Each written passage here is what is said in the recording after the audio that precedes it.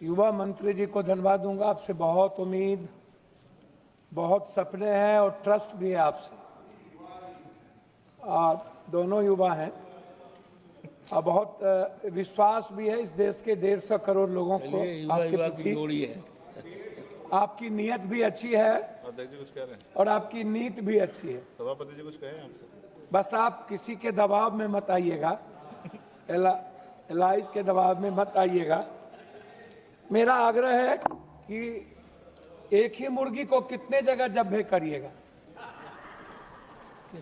और दूसरा आग्रह है वन नेशन वन टैक्स। जब आप सबसे पहले सीना ठोक के बोले कि मैं दुनिया में जनता पर एक टैक्स के अलावा दूसरा कोई टैक्स नहीं होने दूंगा, तो मैं पूछना चाहता हूं आपसे, इन्होंने हम सब क्या यहां पूंजीपति या एयरलाइंस की दलाली के लिए बैठे हैं या जनता के खुशियों के लिए बैठे हैं?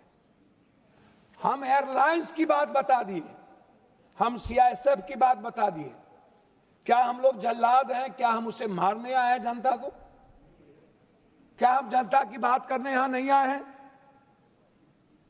जीएमआर कंपनी जो पैसे वसूलती है समोसा से, कपड़े से, दुकान से, क्या वो अपने घर भरेंगे? वो सीआईएसएफ को पैसा क्यों नहीं देंगे? आतंकी है क्या ये जीएमआर? सीआईएसएफ, आप जनता के पैसे से हम टिकट बढ़ा रहे हैं। भैया आप कितने बार जनता को हला करिएगा? आप कह रहे हैं टिकट तब बढ़ता है कि आप कह रहे हैं बाप रे बाप, आकाश में भी जनता का पैसा, धरती पर भी जनता का पैसा। आप बात ही नहीं किए टिकट की एक बार।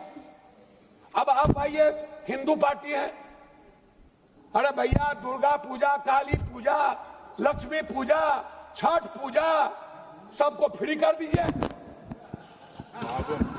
फ्री।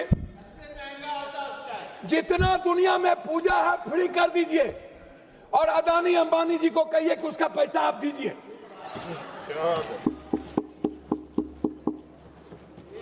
सब पूजा फ्री, मरनी हो तब पैसा, प्राकृतिक आपदा आ जाए तब पैसा, कोई डेथ कर जाए तब पैसा। आपदा में अफसर क्यों निकालते हैं आपकी सरकार? आप बैठे हुए हैं बोगला भगत के तरह कि कब पैसा निकाला जाए। प्रवासी आपने अभी कह दिया 60 करोड़ लोगों ने किया। ये 60 करोड़ में सबसे ज्यादा कौन लोग हैं? ये मिडिल क्लास और गरीब और बीच के लोग हैं, जो पर्व में जो प्रवासी मजदूर हैं, जो बाहर गए, गल्फ गए, अरब गए। अरे भैया जो बाहर जा रहे हैं कमाने के लिए उसको फिक्स कर दो, जो चिकित्सा में आ रहे हैं उसका भी फिक्स कर दो, जो पढ़ने बच्चे बाहर जा रहे हैं उसका भी फिक्स कर दो, जो एग्जाम देने बाहर जब हमारे घरेलू में जा रहे हैं उसका भी फिक्स कर दो। आप तो मिडिल क्लास के सरकार है ना भाई, आप है ना आम आदमी की सरकार, तो आम आदमी की बात करिए ना, आप किसान की बात करिए ना। आप तो भैया ये तो गलत बोल रहे हैं। आप हमको बताइए कि टिकट कट लेने के बाद कै रुपया लौटता है? कितने रुपये लौटेंगे आप हमको बता दो। दूसरी बात मैं आपसे पूछना चाहता हूं कि भैया ये टिकट जादूगरी है क्या? मात्र 30 सेकंड के अंदर एक टिकट 7,000, दूसरा टिकट 17,000, तीसरा टिकट 32,000। ये कहां से, ये कौन तय करता है? ये कौन है मोनोपोली करने वाला? आप कह रहे हो कि हमने एयरलाइंस लाना था लेकिन एयरफील्ड नहीं दिया गया, मोनोपोली हो गई 4 एयरलाइंस के मालिकों की। इसका मतलब है कि हमारे मंत्रालय का उस पर अंकुश नहीं है, हमारा मंत्रिमंडल या हमारा सरकार चलता है उस मोनोपोली करने वाले एयरलाइंस के मालिक से, और हम बाध्य हैं, हम तय करते हैं उसके अनुसार कानून और नियम को।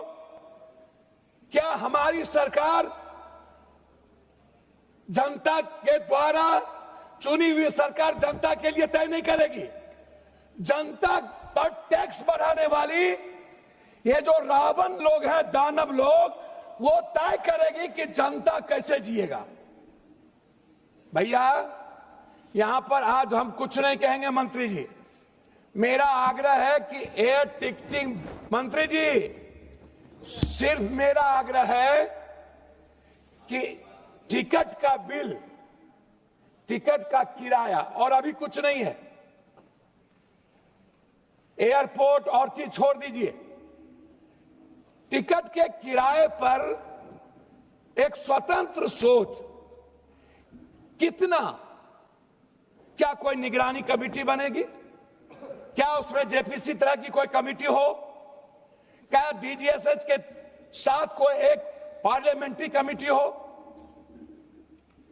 क्या, कितना, हद तक कितना, 11,000, 9,000, 12,000, 13,000 या 35,000 या 40,000 या 32,000?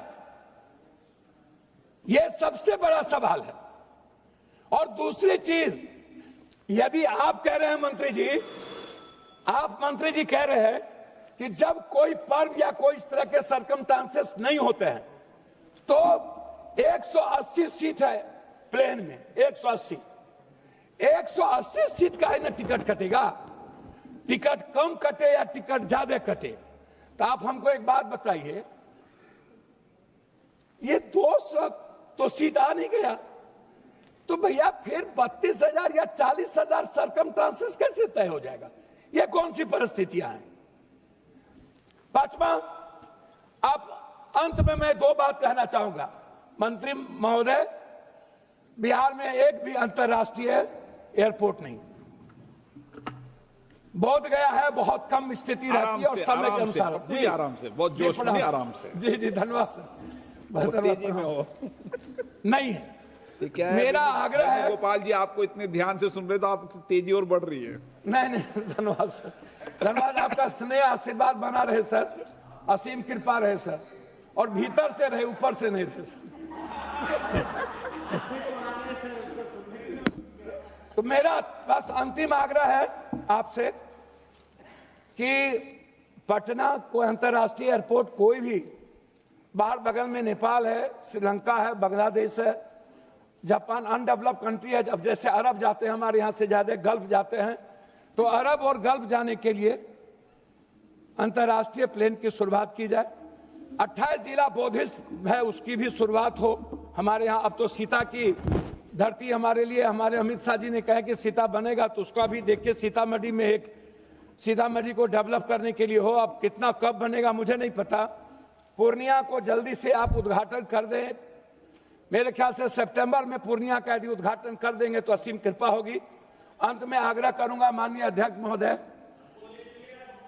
जी, अब आपको सर, आपका ननिहाल है, हम आपके ममेरा भाई हैं, लेकिन आप ध्यान नहीं देते हैं हम पर, आप गड़बड़ आदमी हैं, तो आप भीतर से सही रहिए। हम आपका सब जानते हैं, दोनों भाई एक दूसरे को जानते हैं, इसलिए सही रहिए। तो इसीलिए मेरा आग्रह है माननीय मंत्री जी, जीएमआर के जितने एयरपोर्ट है उसके समोसे उनको थोड़ा कम करिए, सब्जी तब्जी को थोड़ा कम करिए, और खरीदारी चाउमीन भी नहीं खा पाते हैं और कोल्ड कॉफी भी हम नहीं पी पाते हैं, बड़ा दिक्कत है। एक कोल्ड कॉफी 700 रुपया में मिलता है, 600 रुपया। तो इसीलिए अब सिर्फ इतना कहेंगे कि जो प्रवासी मजदूर है, जो चिकित्सक हैं, जो हमारे बुजुर्ग माँ बाप हैं, जो किसी न किसी परिस्थितियों में जाते हैं, और जब भी कोई सामाजिक धार्मिक पर्व हो, और जब भी कोई साइक्लोन या कोई नेचुरल डिजास्टर आता हो, उस वक्त ये लोग अत्यधिक शोषण करते हैं आम आदमी का। आप निश्चित रूप से कंट्रोलिंग पावर, मुझे बहुत कुछ कहना था लेकिन यही काफी है। आपसे सिर्फ इतना आग्रह है कि आम आदमी जो हमारी सरकार सोचती है, मैं आलोचना नहीं कर रहा हूं, सभी लोग यही सोचते हैं, बात बोलते हैं लेकिन कथनी करनी में फर्क है। आम आदमी को कैसे हम लोग बहुत अच्छे तरीके से जीने का, उसको मुस्कुराने का रास्ता दें, उसको हम लोग जब्बे ना करें और उस पर टैक्स का आक्रमण ना करें, सभी तरह के टैक्स से जनता को ना देखें। इन बातों के साथ आपसे आग्रह है कि बहुत उम्मीद है कि आप अंत में 32,000 पायलट की जो कमी है, आपसे आग्रह है कि एक मिनिमाइज कर दीजिए कि हम कितने में, बहुत कम मात्रा में भारत के बच्चों को पायलट बनाएंगे, तो आप एक फिक्स करिए ताकि हमारे बच्चों की प्रतिभा आपकी तरफ जाए और एक अच्छे पायलट की व्यवस्था के साथ हम दुनिया के प्रतिभा में आगे जाएं। और जबकि हम हैं, हमारे पास इकोनॉमी भी है, हम प्रतिस्पर्धा में आगे भी हैं और 150 करोड़ की आबादी है, इसीलिए हमसे बहुत उम्मीद है। बहुत बहुत धन्यवाद। प्रणाम सर, नमस्ते, शुक्रिया।